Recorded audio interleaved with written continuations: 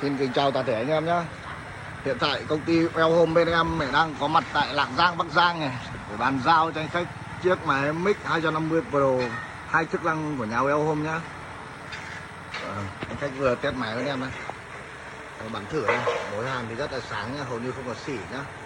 Máy thì nhỏ gọn này, rất dễ di chuyển mang đi công trình nhá.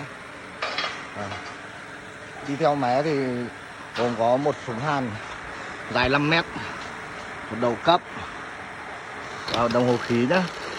Anh em nào quan tâm đến các dòng máy hàn chất lượng bên em thì để lại số điện thoại để bên em tư vấn nhé.